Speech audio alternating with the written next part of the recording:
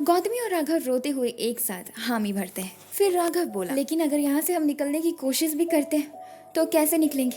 इतने सारे कांस्टेबल्स हैं। उस एसएचओ को तो ठिकाने लगा दिया हमने। हम कितनों से लड़ेंगे? और अब तो अभिजीत भी बेहोश हो चुका है। इतने पर गौतमी बोली, अब तो कोई मिरेकल ही कुछ कर सकता है। इधर पूर्वी अपने रूम में उदास बैठी हुई थी। उसने अब रोना बंद कर दिया था, पर वो पूरी तरह से अंदर से टूट चुकी थी। वो खुद से ही बोली, कैसे भागूं मैं यहाँ से? किसी तरह से यहाँ से निकलना होगा। अगर वो लोग ठीक भी हो जाएं, तो वो लोग यहाँ वापस लौट के ना आए, क्योंकि यहाँ पर ये राक्षस उन्हें फिर से मार देगा। पता नहीं कौन से भूत ने धर लिया है इस कार्तिक को। ये पहले से ही ऐसा था या अभी ऐसा बना है? फिर वो बेड से नीचे उतर गई और इधर उधर कमरे में देखते हुए रास्ता ढूंढने लगी। तभी उसे आवाज हुआ कि कोई दरवाजा खोल रहा था। वो जल्दी से जाकर वापस से बेड पर बैठ गई और अपने हाथों में तकिए को लिए हुए दरवाजे की तरफ देखने लगी। वो 3 मेड्स थे जो उनके लिए खाना लेकर आई थी। उन्हें देखकर पूर्वी ने आराम से तकिए को साइड में रख दिया और उठकर खड़ी हो गई और बोली, ये खाना मेरे लिए? एक मेड ने हाँ कहा। वो बोली, तो रख दीजिए फिर टेबल पे। वो तीनों खाना रखकर चुपचाप वहां से मुड़कर जाने ही वाली थी। उतने पर पूर्वी उन्हें टोकते हुए बोली, सुनिए। वो तीनों मेड्स पूर्वी की तरफ मुड़ी।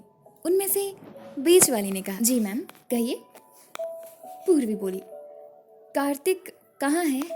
उस मेड ने कहा, वो अपने कमरे में है। पूर्वी बोली, उसने नाश्ता कर लिया?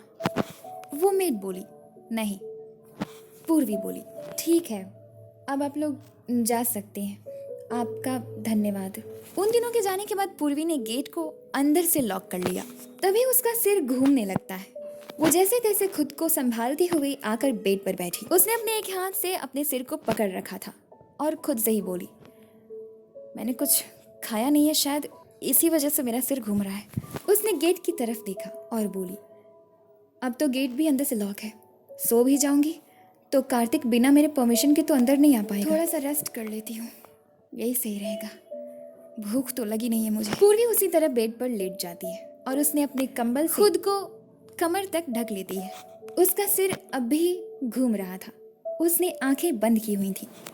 उसने ध्यान नहीं दिया था इस बात पे कि उसके शरीर में बहुत तेज दर्द भी हो रहा है। इसलिए वो वहां से भागने की हालत में तो बिल्कुल नहीं थी। आंखें बंद किए हुए उसे 5 मिनट हुआ ही था, तभी वो सपना देखने लगी, जिसमें उसने अभिजीत, राघव, सुमित और गौतमी को जेल में कैद घायल अवस्था में देखती। वो घबरा कर आंखें खोल देती है और उठकर बैठ गई और खुद से ही बोली, ये क्या था? उसे बहुत बेचैनी हो रही थी, साथ में उसके शरीर में बहुत दर्द भी महसूस हो रहा था। इसी वजह से वो बेड से नीचे उतर गई और जाकर गेट को खोलती है। वो वहां से निकलकर सीढ़ी से धीरे धीरे नीचे आ रही थी। तभी उसने उज्जवल की आवाज सुनी, जो कि कह रही थी, सर आपके कहने के हिसाब से मैंने उन चारों को पकड़वा दिया और अब वे लोग जेल में हैं। पूर्वी रुक गई और उसकी आंखों में आंसू आ गए। कार्तिक उज्जवल को देखे बिना बोला, ठीक है, तुम जाओ यहाँ से अब। और हाँ, जाकर उस एसएचओ से कह देना कि वो लोग जब तक मैं ना कहूँ तब तक छूटने नहीं चाहिए। इतने पर कार्तिक की नजर सीढ़ी पर खड़ी पूर्वी पर, जो कि बहुत ही गुस्से में थी। कार्तिक थोड़ा सा डर गया और उसे हैरानी से देखते हुए खुद से ही धीमी आवाज में बोला, ये यहाँ कैसे आ गई? इसे तो मैंने अपने हाथ से बाहर से लॉक किया था। पूर्वी जल्दबाजी में उसके पास आई और उसके कॉलर को अपने दोनों हाथों से पकड़कर गुस्से से उसे देखते हुए बोली, क्या क्या बिगाड़ा है उन्होंने तुम्हारा? हाँ, क्यों कर रहे हो उनके साथ ऐसा? छोड़ दो उन्हें प्लीज। कार्तिक उसके दोनों हाथों को पकड़कर अपने कॉलर को छुड़ा लेता। उसने अभी भी पूर्वी का हाथ पकड़ा हुआ था। पूर्वी गुस्से से अपने दोनों हाथों को उससे छुड़ा लेती। कार्तिक बोला, छोड़ दूंगा मैं उन्हें। बहुत हो गया नाटक यार, बहुत। तुम बहुत भाव खाती हो। तुम मुझे मजबूर करती हो हर बार वो काम करने के लिए जो मैं असल में नहीं करना चाहता। पूर्वी हैरानी से बोली, मैंने तुम्हें मजबूर किया है? किस बात पे मजबूर हो तुम? हाँ, अपनी शैतानियत को मजबूरी का नाम मत दो कार्तिक सिन्हा। कार्तिक बोला, मैं शैतान नहीं हूँ और ना ही मेरा कैरेक्टर शैतानियत वाला है। मैं तो बस इतना कह रहा हूँ कि मुझे भी घर जाना है। मैं भी परेशान हो गया हूँ इस शहर से, इस मैंशन से और तुमसे। तो जब तक तुम मुझे एक्सेप्ट नहीं करोगी तब तक वो चारों जेल में रहेंगे, मार खाते रहेंगे, और तुम यहाँ रहोगी। अनअफसोस मुझे भी यहीं रहना पड़ेगा। सभी मेड्स सर्वेंट्स कार्तिक की इन बातों को सुन रहे थे, अपने अपने कामों को करते हुए। कार्तिक की बात पर पूर्वी रोने लग जाती है और एक टूटे हुए इंसान की तरह फर्श पर बैठ गई। इतने पर कार्तिक बोला, तुम्हारा रोना मुझे अच्छा नहीं लगता, इसलिए मत रोया करो। पूर्वी अपनी आंसू भरी लाल आंखों से कार्तिक को घूरती और आंसू को पोंछते हुए गुस्से में खड़ी हुई और बोली, एक काम करो कार्तिक, तुम ये लिख के दे दो कि मुझे कब हंसना है, कब रोना है, कब खाना है, कब नहाना है, सब कुछ। एक बात याद रखना कार्तिक, जबरदस्ती का प्यार ना हमेशा दुख देता है। तुम ना स्वार्थी बन चुके हो, पूरी तरह से सेल्फिश। इंसानियत तो थी नहीं तुम में कभी, तुम में अब सेल्फिशनेस भी आ गई। साथ में ना तुम्हें अपने पावर का बहुत घमंड है, और ये घमंड तुम्हारा मैं तोड़ के रहूंगी। इतने पर कार्तिक बोला, अच्छा भाव तुम खा रही हो और घमंडी मुझे कह रही हो? पूर्वी बोली, हाँ तुम हो घमंडी, और तुम्हें मैं कभी एक्सेप्ट नहीं करने वाली, क्योंकि मुझे विश्वास है कि अभिजीत यहाँ आएगा। वो आएगा और मुझे यहाँ से बचा कर ले जाएगा। वो भी हम पांचों जैसे साथ में आए थे वैसे ही सुरक्षित साथ में जाएंगे। कार्तिक गुस्से से उसे घूरते हुए बोला, देखो पूर्वी, मुझे गुस्सा मत दिलाओ, वरना ना तो तुम बचोगी और ना ही तुम्हारे वो दोस्त। पूर्वी बोली, क्या करोगे, मार दोगे हमें? मुझे जान से मार दोगे? कार्तिक, अगर तुम मुझसे प्यार करते ना तो तुम मुझे जान से मारने की बात कहते ही नहीं। और हर वक्त हर घड़ी ना मैं तुम्हें इसी बात से जज करती हूँ कि शायद तुम में कहीं इंसानियत मिल जाए, पर ऐसा नहीं है। जब कभी भी मैं सोचती हूँ कि तुम में इंसानियत है, तुम मुझे गलत साबित कर देते हो। कल पार्टी में तुमने जो मेरे दोस्तों के साथ किया, उसके बाद से मैं तुम्हें कभी माफ नहीं करने वाली। मैं तो खुद तुम्हें एक्सेप्ट करने वाली थी। मैंने खुद गौतमी से कहा था, अभिजीत तक से कहा था कि क्या गलती है तुम में, ऐसी क्या खराबी है तुम में। कार्तिक बड़ी ही हैरानी के साथ पूर्वी को देख रहा था। पूर्वी फिर बोली, लेकिन तुमने मुझे गलत साबित कर दिया। तुमने मेरे सवाल का जवाब दे दिया कि क्या खराबी है तुम में जिससे मैं तुम्हें एक्सेप्ट नहीं कर सकती। और आज तुमने फिर जो किया उसके लिए मैं तुम्हें कभी एक्सेप्ट नहीं करूंगी, चाहे इसके लिए तुम मुझे घमंडी कहो या मुझे कैसे भी जज करो। I don't care. इतना ही कहकर पूर्वी वहां से गुस्से में अपने कमरे की तरफ चली गई और जाकर उसने गेट को अंदर से लॉक कर लिया और जाकर वापस से बेड पर बैठकर उन चारों के लिए रोने लगती है। पूर्वी की बात सुनने के बाद कार्तिक को बहुत अफसोस हो रहा था। वो खुद पर गुस्सा करते हुए बोला, इतना गुस्सा क्यों करता हूँ मैं, बिना सोचे समझे। इतने पर उज्जवल बोली, तो सर माफी मांग लीजिए उन लोगों से। कार्तिक उसे गुस्से से देखते हुए बोला, लगता है अपने जॉब से प्यार नहीं करती तुम, हाँ? उज्जवल नीचे सिर झुका लेती है और बोली, सॉरी सर। कार्तिक बोला, कार्तिक से ना किसी से माफी नहीं मांगता। पूर्वी जब मुझसे पहली बार मिली तो मैंने बस उससे एक बात कहा था कि वो मुझसे माफी मांगे, पर अफसोस अपने ईगो के कारण उसने ऐसा नहीं किया। बस कार्तिक सिन्हा कौन है ये मैंने उन सबको साबित कर दिया। Now you also get lost. Ujjwal बोली, सॉरी सर। इतने पर कार्तिक बोला, अपने घर जाओ। उज्जवल वहां से चली गई। रात के 12 बजे। अभिजीत अभी भी बेहोश ही था। राघव, सुमित और गौतमी की आंखों में नींद कहाँ थी। वो तीनों भी बैठे हुए अभिजीत के होश में आने का इंतजार कर रहे थे। तभी उस पुलिस स्टेशन के सभी सीनियर्स वहां से अपने अपने घर जा चुके थे। अब वहां सिर्फ 2 ही कांस्टेबल्स बचे हुए थे। अभिजीत होश में आ गया। आंखें खोलते ही उसने गौतमी को देखा और फिर राघव को।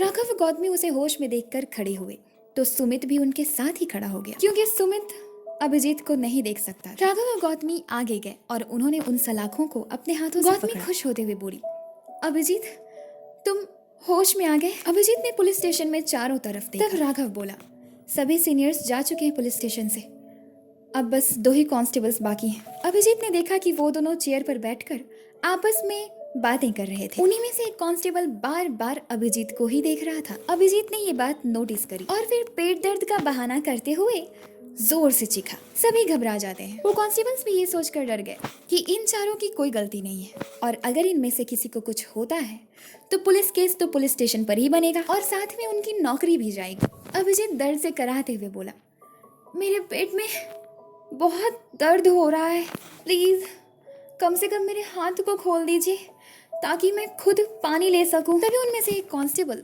दूसरे को बोला धीमी आवाज में, भूल से भी भूल मत करना उसके लॉकअप को खोलने की। नौकरी अगर बचानी है ना और एसएचओ सर से बचना है तो प्लीज मत खोलना, पता नहीं क्या करे। सारी चाबियां उसी दूसरे कांस्टेबल के पास। उस कांस्टेबल की बात सुनकर वो मन में सोचा, अभिजीत को देखते हुए, अगर मैंने इसका लॉकअप खोला और रस्सी खोल दी तो ये भाग जाएगा, और मुझे पता है कि ये अकेले तो नहीं भागेगा, ये इन तीनों को लेकर भागेगा। मैं इन बच्चों को दुख में नहीं देख सकता। ऑलरेडी हमारे उस पापी एसएचओ ने बहुत जुल्म किया है इन लोगों पर। भले ही मेरी नौकरी जाए, मैं उसकी कंप्लेंट कमिश्नर से करूँगा। मैं ऐसे इंसान को अपना हेड नहीं बनने दूंगा जो इतना बुरा। फिर वो कांस्टेबल बोला, उसकी रस्सी नहीं खोलूंगा मैं बस उसे पानी पिला के आता हूँ, बेचारा दर्द से कराह रहा है देखो। दूसरा कांस्टेबल बोला, ओके ठीक है जाओ। वो कांस्टेबल अपनी चेयर से उठा और अपनी पॉकेट से उसके लॉकअप की चाबी निकालकर उसे खोलता है और खोलकर अंदर गया। उसने वहीं बगल में पड़े मटके से ग्लास में पानी निकाली और अभिजीत के मुंह के पास करके बोला, ये लो पियो। अभिजीत उस ग्लास को देखते हुए मन में बोला, अगर इसने मेरा हाथ नहीं खोला तो मैं सबको यहाँ से बचाऊंगा। अभिजीत मजबूरन उस पानी को पीने के लिए आगे बढ़ता ही है, तभी उस कांस्टेबल ने जानबूझकर ग्लास को अपने हाथ से छोड़ दिया। अभिजीत हैरानी से उसे देखता है। वो कांस्टेबल बोला, ये क्या किया तुमने? खैर तुम्हारी भी कोई गलती नहीं है, दूसरे के हाथ से पीने का नहीं बनता ना। रुको मैं तुम्हारे एक हाथ को खोलता हूँ। तभी उसका दोस्त भी उठकर लॉकअप के अंदर आ जाता है। ठीक है मैं भी यही हूँ, खोलो। उस कांस्टेबल ने उसके हाथ को खोल दिया और अभिजीत को वापस से मटके से निकालकर पानी। अभिजीत ने उस पानी को लिया और पीता है। अभिजीत इतना घायल हो चुका था कि वो अपने एक हाथ से उन दोनों से नहीं लड़ सकता था, और वो पानी पीने के बाद उस कांस्टेबल ने उससे ग्लास ले लिया और वापस से मटके के ऊपर प्लेट में रख देता है। दोस्त को बोला, अब चलो चलते हैं, क्या ही कर पाएगा ये। अगर इसने अपनी रस्सी को खोल भी लिया तो लॉकअप तो बाहर से लॉक रहेगा ना। चलो बाहर जाकर उसने लॉकअप को लॉक कर दिया। उसका दोस्त दूसरी तरफ मुड़कर जाकर वापस से चेयर पर बैठ रहा था। इतने पर उस कांस्टेबल ने जानबूझकर उस चाबी के गुच्छे को अभिजीत के जेल के अंदर गिरा दिया, जिसे राघव, गौतमी और अभिजीत ने देखा। वो जानबूझकर अनजान बनने की एक्टिंग करते हुए वापस से जाकर अपने चेयर पर अपने दोस्त से बात करते हुए बैठ गया। पर अभिजीत समझ चुका था कि उसने ये जानबूझकर किया है। अभिजीत ने जल्दी अपने हाथ और पैरों को खोला और उठकर चुपके से जाकर उस चाबी को उठा लेता है। उस चाबी के गुच्छे में राघव, सुमित और गौतमी के जेल की भी चाबी थी। उसमें टोटल 4 चाबियां ही थी। अभिजीत अपने लॉकअप को खोलकर बाहर निकलता है। उसे बाहर निकलते हुए उन दोनों ने देखा। वो दूसरा कांस्टेबल उठकर जैसे ही अभिजीत को पकड़ने चलता है, अभिजीत उसे मारकर एक बार में ही बेहोश कर देता है। फिर उसने उस कांस्टेबल को देखा जिसने जानबूझकर वो चाबी गिराई। फिर वो कांस्टेबल उसे देखते हुए बोला, क्या देख क्या रहे हो? मुझे भी मारकर बेहोश कर दो वरना मेरी जॉब तो जाएगी ना। अभिजीत बोला, आप तो वही है ना जिन्होंने हमारी रिपोर्ट लिखने से मना किया था? वो कांस्टेबल मुस्कुराते हुए बोला, हाँ मैं वही हूँ, बट मैं चेंज इसलिए हो गया क्योंकि मैंने आज तक इंसानियत वाला काम किया ही कहाँ है। पर पता नहीं क्यों तुम्हें देखकर जी कर रहा है कि थोड़ी सी इंसानियत तो दिखा देनी चाहिए, क्योंकि कार्तिक सिन्हा के खिलाफ खड़े रहना कोई आम बात नहीं है। सच में बहुत साहस है तुम में, इनफैक्ट तुम सब में। राघव, सुमित और गौतमी भी उनकी बातों को सुन रहे थे। इसलिए अभिजीत बोला, मीठी बातें अक्सर अंदर से कड़वी होती हैं, क्योंकि उज्जवल भी आप ही की टोन में बात कर रही थी। प्लीज हमें और मत सताइए। इतने पर वो कांस्टेबल बोला, नहीं ये मेरी कोई चाल नहीं है। मेरा दोस्त इससे पहले कि उठ जाए मुझे भी बेहोश करके भागो यहाँ से तुम चारों। बाहर कोई कांस्टेबल नहीं है, पूरा शहर सो रहा है, भागो जल्दी यहाँ से। अभिजीत को अब उसकी बात पे थोड़ा थोड़ा यकीन हो रहा था, पर उसका मन भी कह रहा था कि इस पर यकीन ना करे, क्योंकि पहले ही उसने जिस पर बहुत ज्यादा भरोसा किया था उस उज्जवल ने उसे धोखा दिया था। अभिजीत उसके मुंह पर एक पंच करता है जिससे कि उसके होठ कट जाते हैं। फिर अभिजीत बोला, आई एम सॉरी, आप एक काम कीजिए, आप खुद ही बेहोश होने का नाटक कर लीजिए प्लीज, क्योंकि अगर आपने मेरी मदद की है तो मुझे आपका धन्यवाद करना चाहिए, ना कि आपके साथ ऐसा व्यवहार करना चाहिए।